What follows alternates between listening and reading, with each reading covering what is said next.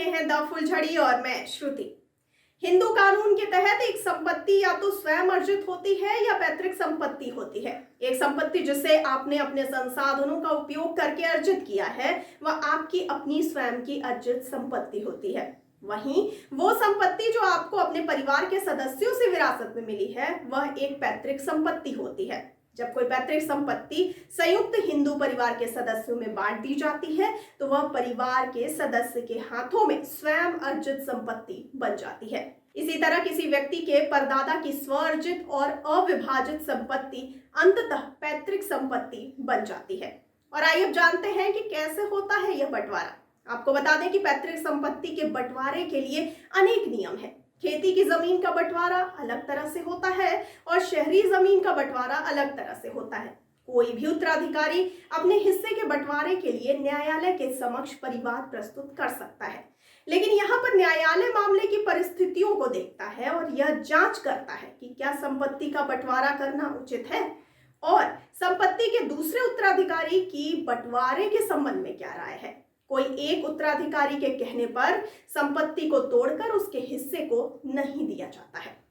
और आइए अब जानते हैं पैतृक संपत्ति के कानूनी उत्तराधिकारी कौन होते हैं। आपको बता दें कि वारिस एक ऐसा व्यक्ति होता है जिसे कानूनी रूप से अपने पूर्वजों की संपत्ति विरासत में प्राप्त करने का अधिकार होता है, जो बिना वसीयत छोड़े मर गए, जिन्हें निर्वसीयत के रूप में जाना जाता है। एक वारिस की अवधारणा एक धर्म से दूसरे धर्म में भिन्न होती है। यही कारण है कि मृत व्यक्ति की संपत्ति में उनके संपत्ति के अधिकार भी उनके धर्म के अनुसार भिन्न हो सकते हैं। उदाहरण के तौर पर अगर देखा जाए तो हिंदू उत्तराधिकार अधिनियम यानी HSA हिंदुओं, बौद्ध, जैन और सिखों पर लागू होता है। हिंदू उत्तराधिकार अधिनियम भारतीय मुसलमानों और ईसाइयों पर लागू नहीं होता है, क्योंकि उनके पास यह निर्धारित करने के लिए अपना व्यक्तिगत कानून है कि संपत्ति उनके कानूनी उत्तराधिकारियों को कैसे विरासत में मिलेगी। और आइए अब जानते हैं कि पैतृक संपत्ति में बेटी का अधिकार क्या होता है। आपको जानकारी के लिए बता दें कि पिछले कुछ वर्षों में भारत में महिलाओं के उत्तराधिकार और संपत्ति के अधिकार में काफी वृद्धि हुई है। परिवर्तन इस हद तक हुआ है कि जब धन की योजना बनाने और उसके प्रबंधन की बात आती है तो भारतीय महिलाएं इसके बारे में काफी मुखर और खुली हो गई हैं। भारतीय उत्तराधिकार कानूनों में विकास इस परिवर्तन के कारणों में से एक है। आपको ये भी बता दें कि पहले उत्तराधिकार के मामले में हिंदू कानूनन के तहत महिलाओं के उत्तराधिकार अधिकार सीमित थे।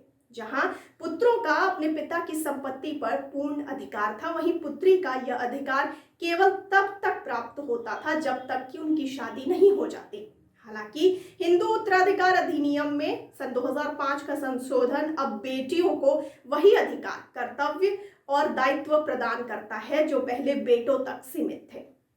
और आइए अब जानते हैं कि बेटी की शादी होने पर विरासत का अधिकार के बारे में आपको बता दें।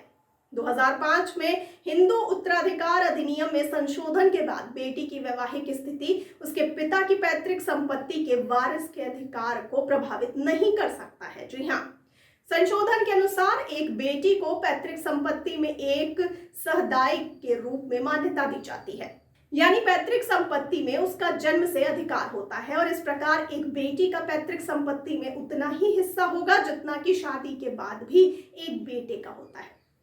और आइए अब जानते हैं कि अगर वसीयत लिखे बिना पिता की मौत हो जाती है तो क्या होगा। आपको बता दें कि अगर वसीयत लिखने से पहले पिता की मौत हो जाती है तो सभी कानूनी उत्तराधिकारियों को उनकी संपत्ति पर समान अधिकार होगा।